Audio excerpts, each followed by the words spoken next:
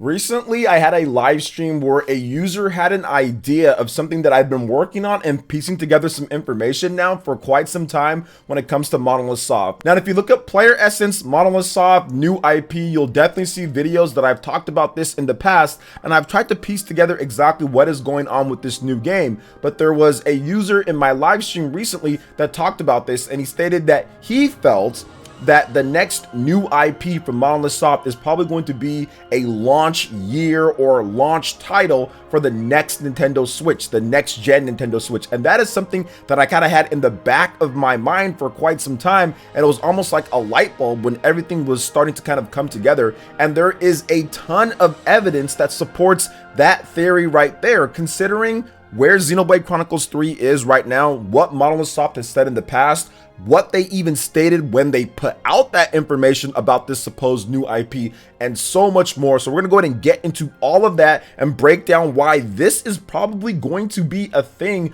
for Monolith Soft and why I was so wishy-washy on it, because I felt there was going to be Xenoblade Chronicles 3. Remember, guys, I was talking about Xenoblade Chronicles 3 before we even got the big reports about that. We knew, or at least I knew, that there was going to be Xenoblade Chronicles 3 on the Nintendo Switch, and I also thought that this new IP was a thing, but maybe it was further off than anticipated. But before we get into any of that, please make sure you hit that like button, subscribe if you're someone new, and click that notification bell to get my videos first. Now, like I stated, we talked about this before. We've talked about this for years on this channel, about this new IP and also about Xenoblade Chronicles 3. And I think that this new IP was obviously different from the very jump. They had that fantasy art girl that was on there, and it's in the new IP in development or new game in development. They had that other piece of art that looked very much like Zelda or Zelda style, more of a fantasy style type of game with swords and shields and things like that, instead of more of a futuristic edge that the Xenoblade game has. So to me, it wasn't necessarily Xenoblade Chronicles 3, which I put that theory out there, but I was never confident in that. I felt that this game, Xenoblade Chronicles 3, was going to be a Xenoblade game. I started realizing that more and more as we went along, and this new game is definitely something different. But where is it out, and why did they talk about it so early? Well, it's because that they're taking their time. It's the next thing that they're doing, and now that Xenoblade Chronicles is pretty much done, they can put full force or full movement on that, and potentially closer to the next generation system, or not even potentially closer, is closer to what Nintendo's doing next. I think that's the grand plan for this brand new game, and then maybe they do Xenoblade after that. But they have something new and something fresh for this next gen Nintendo system that's probably going to be coming out within the next couple of years or so, or maybe even a bit sooner. I don't know. I'm not exactly sure. We're not going to go down that rabbit hole, but we know that Nintendo's already working on their next gen system, and they've probably made significant progress on that next gen system as well. So I personally now would like to think that this game, it would be Monolith Soft's really cool and different take on the Zelda franchise. They've been working on Zelda now for over a decade. Okay, they've been helping out since Skyward Sword and also A Link Between Worlds, Breath of the Wild 1, Breath of the Wild 2. They've done so many Zelda games. I'm almost positive that they would love to have their own spin on Zelda. And in a recent video, I talked about how Monolith Soft could make a Zelda game, like an actual official Zelda game. But I think that Monolith Soft making their own characters, their own ideas, their own different things, and not having to adhere to the Zelda guidelines that are generally in place with a lot of the games out there would be good. It would be relaxing. It would be something that would be not relaxing in terms of game development, but it would be liberating for them to be able to create more value as a company, because they're already going to do Zelda games. They have the Zelda team. They're already going to help out. Monolith Soft has their extra teams to help out on stuff like that. We know that. But if they can create another big RPG franchise that can sell millions alongside Xenoblade's millions, you increase the value of the IPs, you increase the value of the company, of the system, and everything. You have more to pick from. So I would love to see their take on an RPG, you know, their take on a fantasy style RPG that has Z targeting and some of the stuff that you'd expect in modern action games or modern adventure games, and some of the stuff that you'd see in Zelda,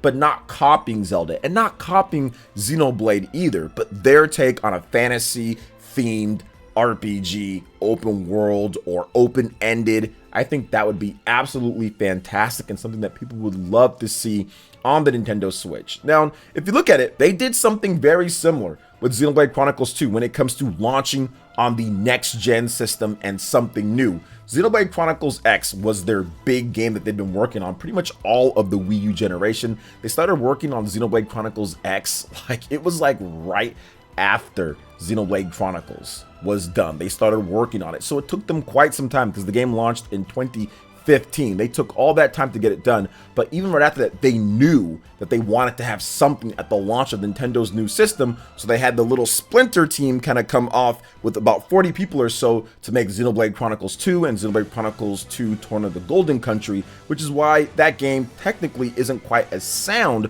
as Xenoblade Chronicles X is on the Wii U, using the same engine and everything, but they didn't have the manpower and the people behind the game. Now with Xenoblade Chronicles 3, obviously they have that back with the Takahashi Team 1 and everything, and that game is going to look and perform and be awesome. I already know that it is, but what I'm saying here is that they wanted to have that next gen Xenoblade game. They wanted to put their imprint at the beginning of the system's launch, which it pretty much was. It was in that 2017 year by December. It just squeaked in on that first calendar launch year, but it got in there. So I think that that's what they could be doing for this next game, this next new IP or whatever Monolith Soft is working on there. Now, I do feel that they should move away. People talk about the combat and all that. Will it be auto battling or will it be like Zelda? They should move away from both of those things. I don't think that auto battling is something that they have to do in every single IP. Obviously, they've done other IPs in the past where it's been turn-based combat, it's been other stuff. But I think that they can create a turn-based game or they can create an action RPG, whatever they feel is the best fit for what they want to do. I just know that I want to play it. And I want it to be something that doesn't feel like Xenoblade and it doesn't feel like Zelda. I want it to be its own thing, its own unique style. And I think that once again creates more value as a different type of game instead of just copying something else. Now, some people might think that, oh, you just want them to make Zelda. And yeah, that's fine. I mean, I guess people would still play that. But if they created something new, that would be very, very interesting as well. And once again, like I said, I think that this could be a test just to see how impressive or what they can do on the system, much like Xenoblade Chronicles 2 was somewhat of a test, right? But I think that Xenoblade Chronicles X really is where they got things kind of going. So I think that this new IP could be a test for that new system as well. How far can we push it? What can we do with open worlds? What's the system going to have when it comes to the specs and all of that? And I thought that Monolith Soft did the best that they could for whatever game that they're working on, the budget that they had, the time that they had. They did the most with what they have. They are optimized and efficient. And when they work on something, especially when they have a long-term project on it, it really does turn out very well. So I think that this could be the same thing here with them announcing this game years ago and maybe coming out a couple of years from now. So maybe a 4 or 5 year development period, but it's something that's very impressive for the launch of this said next gen Nintendo Switch system. And also another thing that Monolith Soft has done over the years, I mean, if you look at what they've done with even with Xenoblade, right? That has been like, wow, they did that on that system, right? Every single time. The original Xenoblade was insane for what the Wii was capable of. Xenoblade Chronicles X was really good for what the Wii U was capable of. You did not see open world games like Xenoblade Chronicles X on the Wii U. You just didn't see it with the amount of RAM and CPU and all the stuff that it had there. A lot of developers felt that it wasn't good enough, but Monolith Soft did it, and they did a really good job of it. Heck, I mean, look at what they did with the Wii with Xenoblade. And even with Xenoblade Chronicles 2, with the team size, 40 to 50 people or so, and not a lot of development time, we're talking probably about 2 years of development time. What they were able to create with Xenoblade Chronicles 2 on the Nintendo Switch was incredible. When you factor in everything that it takes to make a game, I'm blown away by what they were able to do. And once again, a side team of Monolith Soft. Xenoblade Chronicles 3 has the full team behind it. So, I mean, that is very impressive. So I think that this next IP could be something that really is impressive for this next gen Switch and what we see on there. And their team size is rapidly growing, guys. Like, they're constantly hiring new people. They're constantly putting in different type of recruiting pages. Heck, even the 2019 or 2020, when they first announced that new IP all those number of years ago, that was almost even like a recruiting pitch to hire. They've been hiring. They're nearly at 300 different people that work at the company.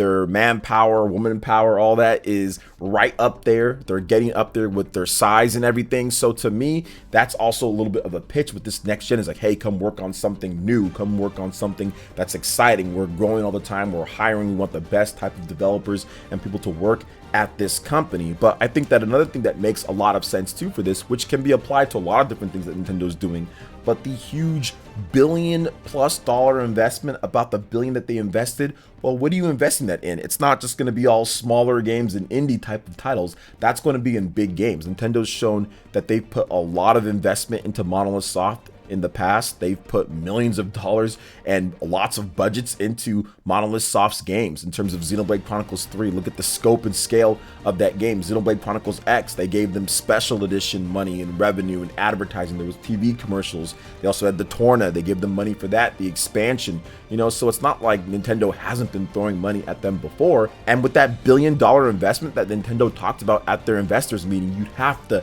guess, you'd have to assume that a chunk of that is definitely going into what Monolith Soft is doing, considering how fast they're expanding, how they're actually hiring for different things. I mean, it just all kind of connects and makes sense when you look at it overall. So some of the key points as we wrap up here is the fact that Monolith Soft is growing as a team size, the fact that they've worked on new systems to have that big open world game at the launch of a system before, or it be a centerpiece for a system for core gamers out there. They've worked on different Zelda games and different types of fantasy games before, and I think that they could be a good fit for a big fantasy style RPG and targeting that next system, because we're pretty much already at the end or nearing the end of the Nintendo Switch's life, and they already have Xenoblade Chronicles 3, which is going to carry them for a number of years with its sales. The fact that that's already out there definitely lends to believe that the next thing is probably going to be a new IP, as they're probably not going to have a back-to-back Xenoblade Chronicles 4 or